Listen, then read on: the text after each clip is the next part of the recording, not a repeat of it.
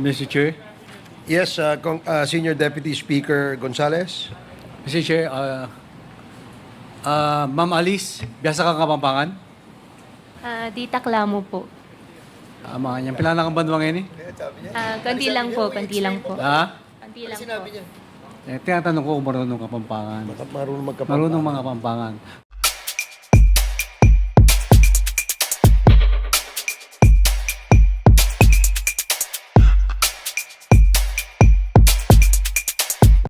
So ang unang magtatanong ay ang ating Congresswoman Jinky Luistro. You are recognized. Thank you, Mr. Chair. I wish to address my questions to Alice Guo. Ma'am, pwede po bang malaman yung totoong pangalan ninyo? Your Honor, ang pangalan ko po Alice Guo. Alice Guo. Would it be okay with you kung tawagin kitang Alice? Yes po, Your Honor. Alice, before ka na naging mayor ng Banban, gaano katagal ka nang nakatira sa Bamban?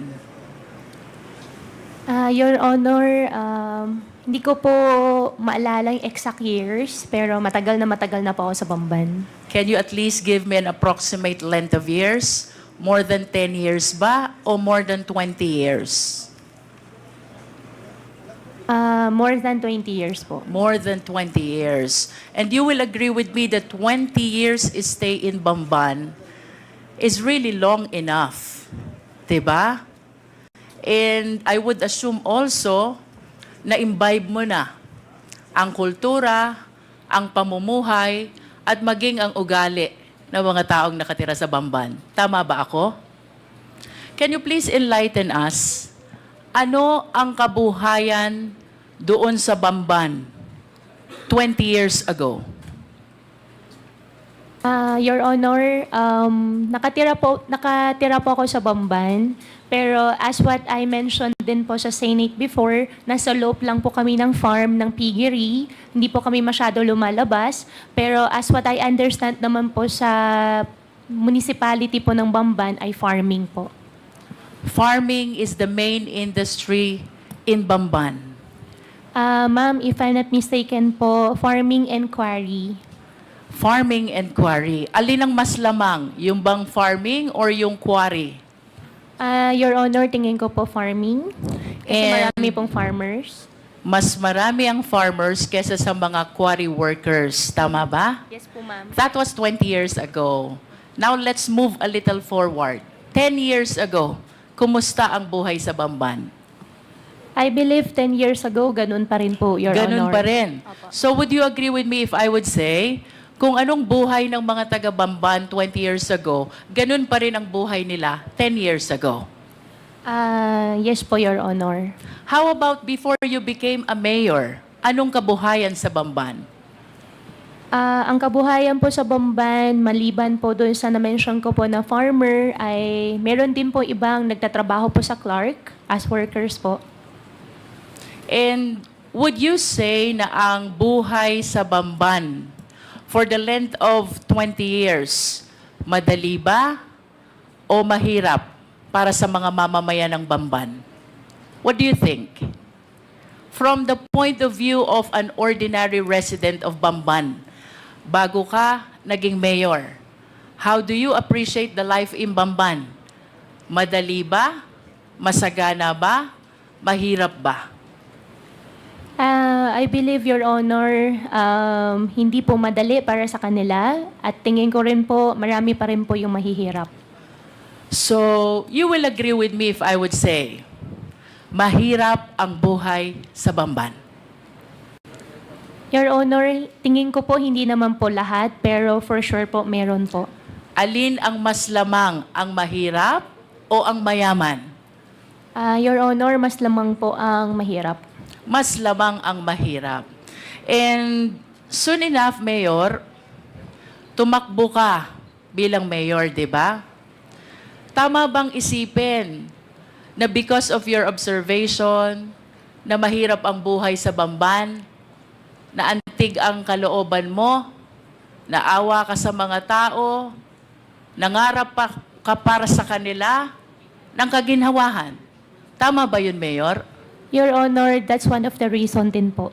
So you confirm na ang dahilan kung bakit tumakbo kang mayor, gusto mong paunlarin ang mga tao sa Bamban.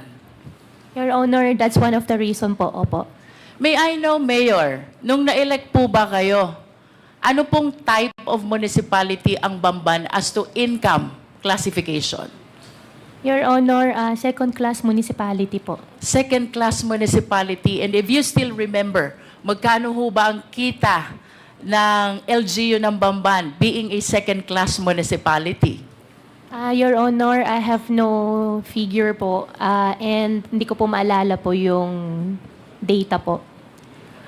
But nevertheless, Ma'am Alice, you recognize the fact na iba kung hindi ka mayor, iba kung mayor ka, kung ang pag-uusapan natin ay ang pangarap mong mapaunlad ang Bamban. Tama ba yun? Opo. And the reason kung bakit ka tumakbong mayor, gusto mong paunlarin ang Bamban because you believe na pag naging mayor ka, marami kang pwedeng gawin sa Bamban. Tama ba? Opo, Your Honor. And one of these things that you can do in Bamban, you can invite and welcome investors. And naniniwala ka rin na itong mga investors na ito, itong mga business establishments na ito ang magpapayaman sa Bamban at ito ang magpapaalwan ng buhay ng mamamayan ng Bamban. Tama ba? Ang belief ko po ay pag nakapag-invite po ng more investors po sa bayan po namin, bibigyan po ng mas maraming work opportunity po sa mga constituents po namin. And let us move forward, Ma'am Alice. 2022, tumakbo ka na at umupo ka na bilang mayor. Of course, you confirm that because that is a common knowledge, no? I'll be showing some pictures, ma'am, ha? I hope you please enlighten us kung sino itong larawan na ipapakita ko sa iyo. I am referring to the picture on the right of the monitor. Opo. Alice Guo, Bamban. Opo. Kayo po ba ito? Yes, Your Honor. And can you please enlighten us, ano po ba ang nakasulat dito sa poster na ito? Your Honor, ang alam ko po dyan, yan po ay isang newspaper po na from the, I think, Chinese community na kinakongratulate po nila. Yung daddy ko po. Yung dad ko po kasi isang Chinese. And why are they congratulating your dad who is also a Chinese? Sila po yung, since Chinese, tingin ko po since Chinese po sila, at nag-congratulate po sila through Chinese newspaper. I consulted some people who know how to read these Chinese characters. And according to them, the exact translation of these characters goes like this. Congratulations to the first Chinese mayor, Alice Guo of Bamban. Ma'am, wala pong ganun nakalagay. Okay. Can we proceed to the next picture?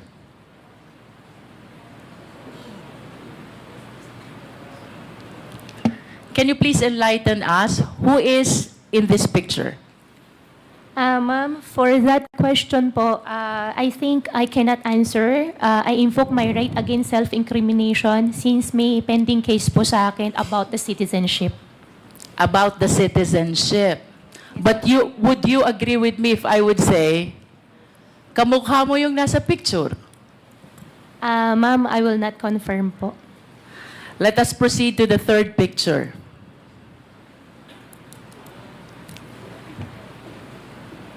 The third picture is your passport from the Republic of China.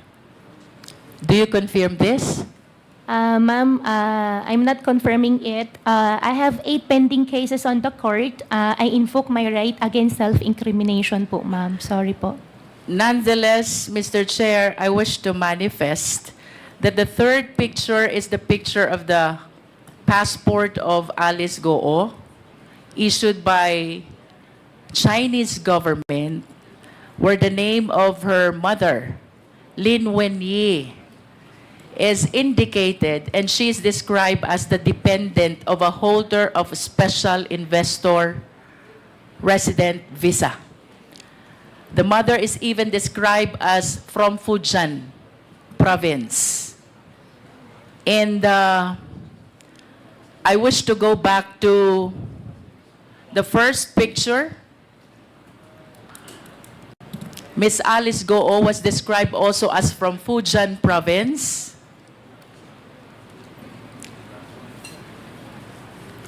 And I understand that Miss Alice Guo acknowledged only the first slide and refused to identify the second and the third slide. Nonetheless, Mr. Chair, I wish to manifest that these documents are evidence to show that indeed the nationality of Ms. Guo is Chinese. Nonetheless, Mr. Chair, in order to realize her intention, run to a public position, bring growth and prosperity to the municipality of Bamban, including the people who lives thereat, Miss Alice Guo allowed, if not she's the one who purposely caused the same, the late registration of his birth, and even the application of her Philippine passport. I understand, Mr. Chair, that the right to run to a public office is a right which is exclusive to Filipino citizens. And I wish to manifest as well that this should be dealt with by law, because this is something which open the country to issues of national security and interest, Mr. Chair. If I may proceed, Mr. Chair. Bilang mayor, Ma'am Alice, in line with your vision, paunlarin ang Bamban, bigyan ng kaunlaran ang taga-Bamban. Ano po ba ang mga kumpanya na dumating sa Bamban during your time as mayor of Bamban? During my time po, dumating po ang Jollibee, dumating din po ang McDonald's, dumating din po si RCS po na isang supermarket chain, and supposedly may mga darating pa mga factories and restaurants po, ma'am. And would you confirm that it was also during your time nung dumating ang Baofu? No po, ma'am. You don't? Ang Baofu po is na 2022 po, ma'am. But the business permit signed by you shows the date October 25, 2022. Ma'am, I think may previous po na mayor's permit. Nag-start po Let yan me rephrase my 2000. question. Yeah. Therefore, it was during your time nung na-renew ang business permit ng Baofu. Do you agree to that? Sorry, Your Honor, anong year po? 2022, October 25. October 20. I think po, opo. You are the mayor already. As a matter of fact, if the secretariat can show the business permit of Baofu was signed by Miss Alice Guo in her capacity as mayor.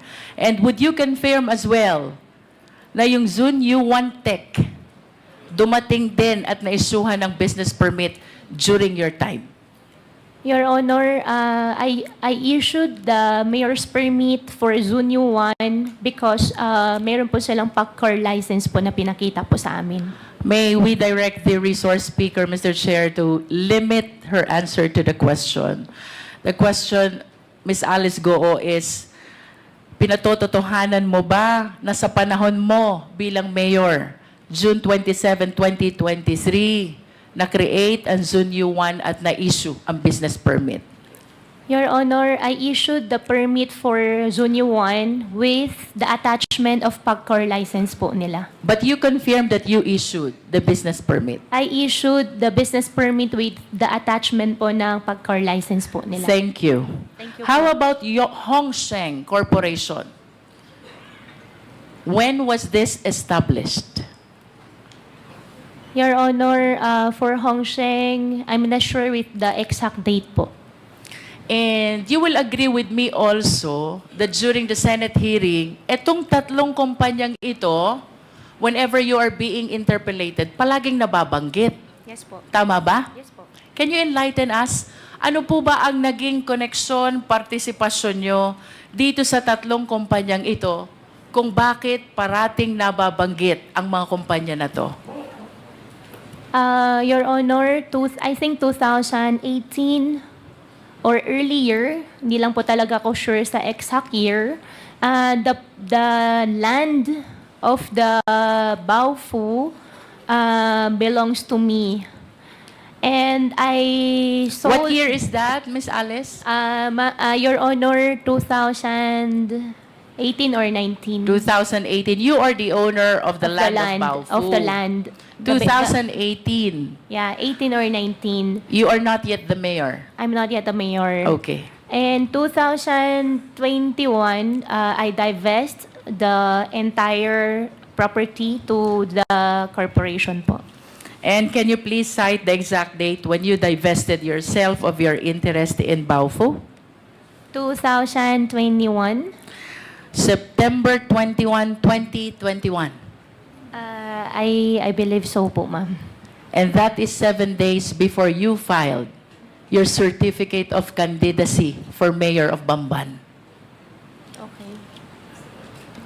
What therefore is the significance of your ownership of this land with respect to Baofu, Hongsheng, and Sunyuan? Ano pong kahalagahan ng pag-aari nyo? Your Honor, after year 2021, I owned the land before year 2021. After year 2021, wala na po ako pag-aari. Hongsheng, I don't belong. Zunyo 1, I don't belong din po. What therefore is the connection of Baofu with Hongsheng? Baofu and Hongsheng, as what I understand, Baofu is the property owner and Hongsheng is the licensee po. How about Baofu and Zunyuan? Baofu and Zhuanyuan, I think, if I'm not mistaken, the documents they showed us is Zhuanyuan leased the partial, I think, 3 floors of Baofu. I think we have the contract of it. In other words, Miss Alice, even the buildings which are erected on the lands are owned by Baofu? Tama ba yun? Your Honor, I think I'm not the right person to answer, but as what I understand po, from the documents we get from Zunyo 1 before, yes po.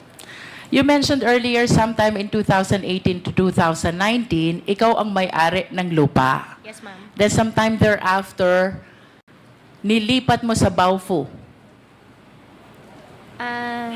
We form a company. Ang pinaka-share ko is the property. Ang usapan po namin... What is the name of the company? Baofu. Baofu. Yeah. And when the initial plan was housing. However, nung ang usapan ay maglalabas na ako ng in cash, initial agreement was only the property, ang pinaka-share ko. And nung usapan ay maglalabas na ako ng pera, hindi na po ako pumayag, I divested already. And Okay. after that po, hindi ko na po alam. Matagal ka ng negosyante, Alice, tama ba? Your Honor, yes po. And I wish to share the list of the companies owned by Guo family. Secretariat, please. As a matter of fact, based on my research, your family owned 11 out of 12 listed companies, no? The significant observation, Miss Alice, ang may-ari ng 11, lahat family members. And I would assume na mas komportable ka na ang kanegosyo mo ay family member. Tama ba yon? Your Honor, yung nakita ko po sa harapan ko po, hindi po lahat sa akin. And then, or sa But your amin. name is listed. Yung isa po dyan ay yung 1, 2, 3. Yung iba po dyan ay hindi po nag-operate. Hindi po natuloy yung mismong company. Nevertheless, would you confirm that majority of these companies, your name is listed as one of the owners? Yes, Your Honor. And the names of your family members are likewise listed as one of the owners. Do you confirm? Yes, Your Honor. In other words, Miss Alice, sa usapang negosyo, naniniwala ka na dapat ang kasama sa negosyo, kilala mo? Yes, Your Honor. Naniniwala ka din na dapat ang kasama sa negosyo, pinagtitiwalaan mo? Yes, Your Honor. At bago magkaroon ng tiwala, dapat kilala muna. Tama? Yes, Your Honor. And you will refuse to join any business dealings or business venture kung hindi mo kilala ang mga taong kasama mo. Tama ba? Yes, Your Honor. As a matter of fact, very significant itong list of companies na to. Ayaw mo nang hindi mo kilala. Because most of the incorporators are family members. Do you agree? Hindi naman po sa ayaw ko. Most, at least. Okay. Most. Diba? Ang maliwanag, Alice, hindi ka sasama sa negosyo kung hindi mo kilala at hindi ka nagtitiwala sa taong kasama mo. Yes po. Correct. Now, I wish to invite your attention to the Articles of Incorporation of Baofu. Secretariat, kindly flash.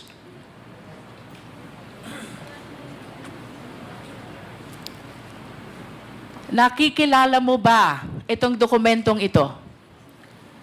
Yes po, Your Honor. This is the Articles of Incorporation of Baofu, Yes, correct? Po. Yes po. How about the signature across your name? Do you acknowledge that that belongs to you? Yes po. Yes. Do you know Bao Ying Lin? Your Honor, I think for the Baofu, I invoke my right against self-incrimination because I have pending case po with DOJ, human trafficking po.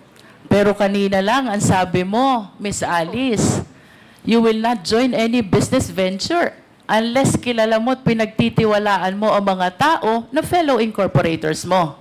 Tama? Do you still confirm that? I confirm that, Your Honor. And That is enough, Miss Alice. yes, Now and- let us proceed to the next incorporator. Please flash the Articles of Incorporation, please. Do you know Ru Jin Zhang? I invoke my right against self-incrimination po, Your Honor. But again, have I pending wish case to po. remind you, Miss Alice, of your earlier statement. Ang sabi mo, hindi ka sasama sa isang negosyo kung hindi mo kilala at pinagtitiwalaan ang mga fellow incorporators mo. Your Honor, since may pending case po. I understand. Opo. Now let us proceed to the third incorporator, Zhang Wang. Do you know him? I invoke my right po ulit, Your Honor. For the information of the committee, Mr. Chair, ito pong si Bao Ying Lin, fellow incorporator ni Alice Guo, sa Baofu Corporation is convicted of 3 billion Singaporean dollar money laundering. And this after she made the statement na hindi siya sasama sa isang negosyo kung hindi niya kilala at pinagtitiwalaan ang mga kasama niya. With respect to Ru Jinzang, Mr. Chair, he is likewise convicted of 3 billion Singaporean dollar money laundering. Again, this is after her statement na hindi siya sasama sa isang negosyo kung hindi niya kilala at pinagtitiwalaan ang kasama niya. The third incorporator, Zhang Wang, Mr. Chair, used to be with Hongsheng Corporation, whom after the 2023 raid was charged of the crime of cyber crimes. Again, this is after the statement of Miss Alice Guo na hindi siya sasama sa isang hanap buhay kung hindi niya kilala at pinagtitiwalaan ang mga taong kasama niya. I wish to manifest, Mr. Chair, that this representation humbly submit that Ms. Alice Guo purposely ran for public office in spite of her knowledge that she is not qualified, she being a Chinese national, to be able to welcome business establishments which she believes will bring growth and prosperity to the people of Bamban. And these business establishments includes Hongsheng, a POGO operator, and Yunzuan, also a POGO operator. As a matter of fact, Mr. Chair, dito po sa location ng dalawang company na to, which lease the property of Baofu, with whom Ms. Alice transferred her land in exchange of shareholdings sometime in 2021, while maintaining control of the same after the same date. Dito po nahuli ang maraming Chinese nationals who are now charged of the cases of money laundering and even qualified human trafficking, Mr. Chair. Your Honor, if I may, just a short interjection. Para lang matanong ko lang si Miss Alice Guo. Yung bang mga nabanggit na mga pangalan ni Congresswoman Luistro, si Ziyang Wang, si Rujin Zhang, at saka si Bai Yong Lin, did you say nakakilala mo sila? Mr. Chair, ang kakilala ko po dyan talaga si Wang Ziyang. Si Wang Ziyang.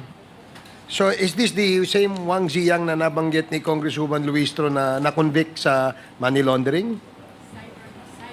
As a cybercrime? Siya ba yun? Mr. Chair, hindi ko po alam na nakasuhan po siya ng cybercrime.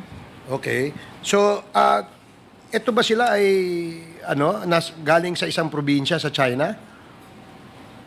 Mr. Chair, nakilala ko po si Wang Ziyang sa Clark. Sa Clark? Opo. But you know, mga galing sila sa China. Yung dalawa po hindi ko po kilala. Okay, sige. Thank you. You may proceed, Congresswoman Luistro.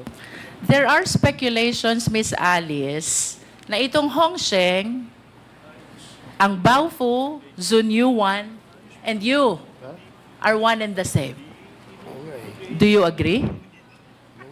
Totally not agree. Totally not. Listen to this. September 16, 2020,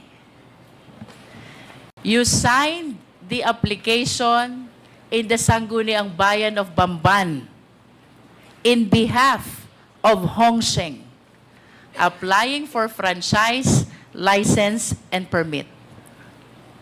Your Honor, I did not sign any documents po. You did not sign. I did not sign. However, nakalagay po yung pangalan ko po dyan as representative, but I did not sign any documents po. Would you know kung sino ang naglagay ng pangalan mo? Your Honor, I have no idea. You have no idea. Next, Miss Alice, February 11, 2021, you executed a lease. Perhaps this is over the property of Baofu with Hongsheng, and during that time, Hongsheng is represented by Telma Laranan. Do you confirm this? Your Honor, regarding Baofu, I invoked my right against self-incrimination po. Third, Miss Alice, early 2023, Hongsheng was raided because of cybercrime. And one of your fellow incorporators in Baofu, which kanina sabi mo, doon mo transfer yung lupa mo sa Bamban. One of your fellow incorporators, Zhang Wang, nakasuhan ng cybercrime. Do you confirm this? Your Honor, hindi ko kinong-confirm. I have no idea nakasuhan po siya ng cyber. And after ma-raid itong Hongsheng, Zunyuan Technology applied for a business permit on the same address, on the same location, you were the mayor, you issued the permit. Do you confirm? Ma'am, I issued the permit with the attachment of pagcar license I understand. But what is apparent, Mr. Chair, well, there is a document where Alice Guo is described as representative of Hongsheng back in September 16, 2020. This is the first POGO operator. It was followed by a contract of lease signed by Alice Guo with Hongsheng. And then this was followed by the raid of Hongsheng, which was replaced by Zunyu 1, which Alice Guo provided a business permit in her capacity as a mayor. I wish to share to the committee the doctrine of piercing the veil of corporate entity, because it is very clear, Mr. Chair, Hongsheng, Alice Guo, Baofu, and Zunyu 1 are one and the same. Mr. Chair, I'm about to wind up, but I have few questions left. Can we please show the last slide of two personalities with last name Yang? Secretariat, please.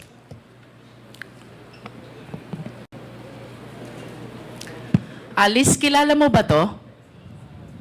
Your Honor, hindi po. Can we flash the next picture? How about this picture? Your Honor, hindi po. Hindi ko rin po nakita, hindi ko po siya kilala. The first picture is Michael Yang, and the second picture is Hong Jiang Yang.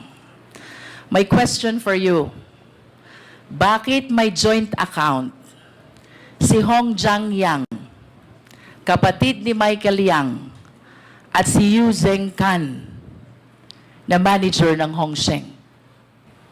Your Honor, hindi ko po alam yon. To wind up, Mr. Chair, I wish to make a very short manifestation. This representation might sound repetitive already, but it is apparent that this long chain of perpetration of the crime started with the abuse in the late registration of birth. Ms. Alice Guo was able to procure a birth certificate from the Philippines and even the Philippine passport, which paved the avenue for her to run to a public office. I urge the House, let us strengthen our rules, because if the loose rules on Filipino citizenship, including the rights attached to it, which must be exclusive to Filipino nationals, then we will be at the behest of the perpetrators of illegal activity. To add, Mr. Chair, the fictitious birth certificate even paved way to solicit identification cards from different government offices. That includes the DFA, the BIR, the LTO, and the similar government offices, Mr. Chair. Second, Mr. Chair, the layering by way of registration of various documents, making it appear that they are legit corporation, makes it harder for the Philippine government to verify and even monitor the illegal activities of these foreign nationals, Mr. Chair. So I wish to suggest that we install a monitoring system with the SEC. We wish to recommend to the SEC that they install a monitoring system to make sure that the application for registration is legit, the operation is genuine, and the location is indeed existing. Third, Mr. Chair, illegal activities and illegal POGOs will not proliferate if they are not able to transfer money. So I humbly suggest as well, Mr. Chair, that we tighten our rules on anti-money laundering. Hindi po sila makakapag-perpetrate ng illegal activities if there are no funds which will fuel their illegal activities. I submit, Mr. Chair. Thank you, Congresswoman Luistro. That's all, folks.